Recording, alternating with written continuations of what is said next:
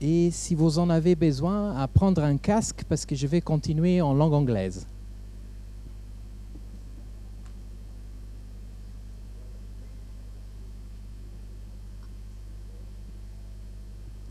So welcome back, everybody. It's really a pleasure to be on this stage. Thank you so much to the mayor and Monsieur Roland for this kind invitation.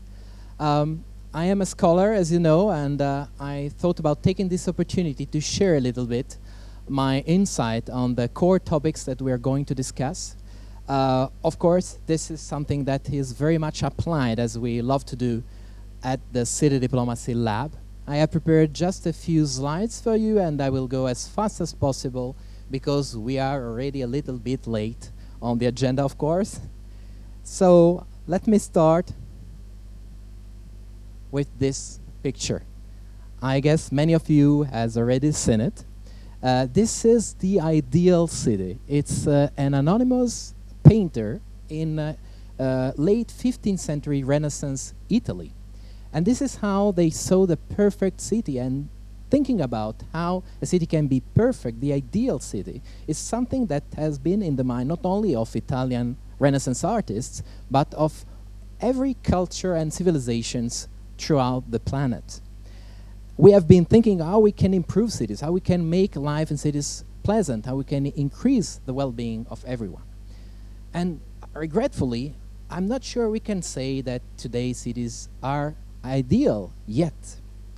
And the main reason for that is what I used to call, the Glocal crisis. So what is that? Glocal crisis is a crisis which is global in nature, something happening in cities everywhere, but local in impact. And provided that now more than 50% of the human population lives in cities, these are really planetary crises, and we have to focus on solving them. Very quickly, we know that cities is where we feel the harshest impact of climate change. Droughts, floods, heat waves, now very frequently one after the other, are making very difficult to imagine life in the coming decades. Inequality as a visual representation. This is a photo from Rio de Janeiro, but that's far from being an issue located in one country or another. 1 billion people live in informal settlements across the world. That's a truly planetary challenge. And this inequality also affects the richest of cities. And we all have probably seen already those longer and longer queues in front of soup kitchen. This is the result of the current ways our development works, regretfully. And of course, recently, cities have been suffering from another crisis, COVID, the public health emergency, which is a quintessential urban pandemic with more than 95% of cases that has been reported in urban areas. So, luckily, all of that is an object of discussion, of reflection. There are a lot of theories that have been developed, first of all, to analyze what cities have been doing positively to tackle this kind of challenges, but also to propose specific angles on how to be more effective in granting the public good, the common good, that is the number one priority for cities. And of all those theories, we have many that allowed cities to be more active internationally, to have a stronger and more balanced growth. This is something that is also very frequently known as urban entrepreneurialism, with mayors becoming entrepreneurs of their cities. We have the idea of cities being able to attract what is scarce on the international stage: tourists, talents, investment companies, events. And we have, of course, an important responsibility of cities. They realize they are the number one polluter on the world. More than 50% of the emissions are originated in cities, around 70 actually. And this is why cities are doing all they can in developing sustainable ways of improving the quality of life of the citizens, usually focusing on renewable energies, like in this photo from the expo in Dubai. Oh, apologies. Okay. And this is a photo from an example of cultural activities.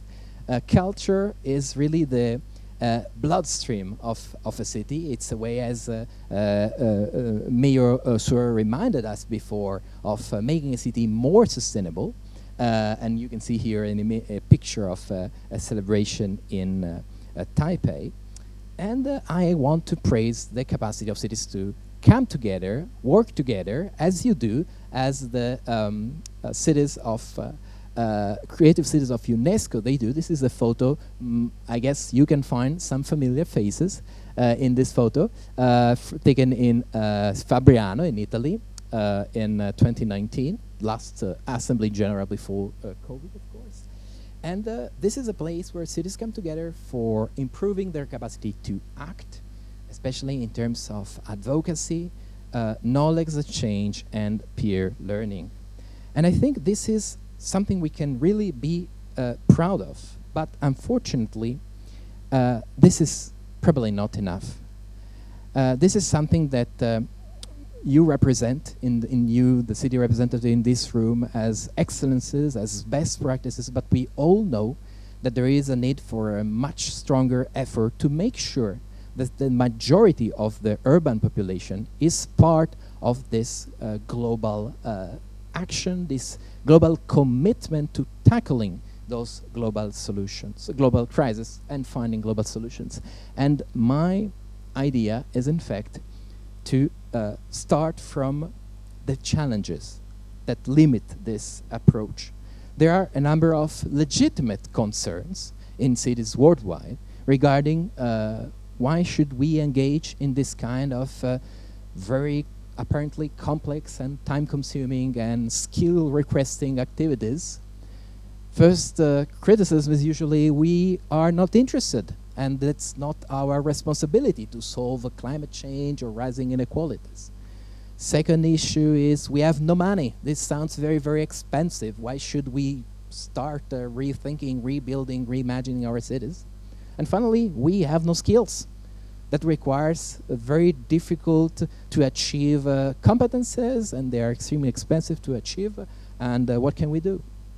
Well, I believe we can use digital creativity. So that's why I wanted to share these few words with you. Digital creativity is really what can turn the tide in front of this incomplete approach to global challenges and finding local solutions. And allow me to use 3 keywords that propose a way to switch the action with regards to digital creativity.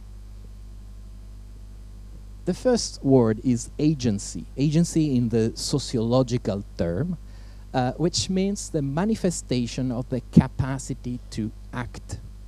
And when we link this expression of the capacity to act with digital technology, we immediately link this to the challenges, to the threats that are linked to AI, generative AI, of course.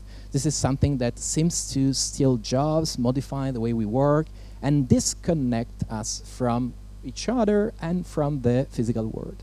Well, we have examples in this room, and it will be my pleasure to moderate in a few minutes a panel on this specifically, where we can see that digital creativity does exactly the opposite, can do exactly the opposite, can reconnect people with each other, people with the built environment, and can foster the creation of common solutions.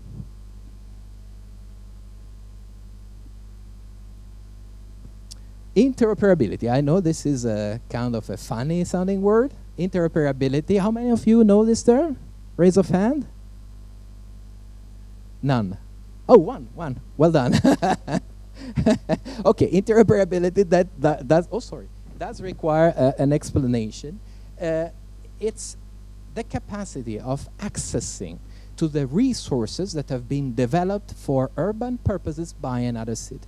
Why is this important? Well, because the way our digital technology has been developed is a very costly way. So if a city wants to become a smart city, want to be digitally creative, the city will be immediately offered a number of very expensive solutions by private companies that have developed this, and they offer to do something tailor-made.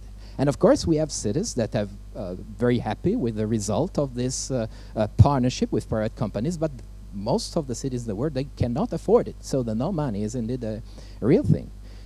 With the leadership of many cities, including yours, and the support and the guidance of international organizations, specifically the International Telecommunication Union, we have this idea of making available solutions developed everywhere in the world to the cities that they want to do so. And we have very powerful tools. Just an example, the platform to foster participation and creativity in cities, developed by the city of Barcelona. It's called Decidim. It's Catalan for We Decide. This is something that is available for cities everywhere. You can have access to it for free and have guidance from the municipality of Barcelona to how to implement it. So this is really a powerful tool. And finally, capacity development. Indeed, the skill criticism. It's true. It's not easy to navigate these difficult times, to transition from one challenge to one solution. And for that, we need capacities. Once again, that's a very lucrative business for companies as well as for universities that used to sell these very expensive executive education courses to empower cities. But luckily, what is happening in cities worldwide has been this recognition of the importance and relevance of cities to play a role in the development of universities, to play a role in the development of cities near and far. This is what we call the engagement pillar. Universities, academic institutions, they realize we have to play a part in this. We are in this all together. And this is a photo of training that I have been conducting in Tunis with French-speaking African cities to empower them, first of all, to allow for peer learning, because there is a lot that those cities already have developed, but further empower them to use digital creativity as a tool to achieve their sustainable development goals. So I believe these are very, very promising ideas. I hope those cues will be able to give you some optimism about our capacity to do better, to do more, to really achieve those glocal solutions that require participatory approach.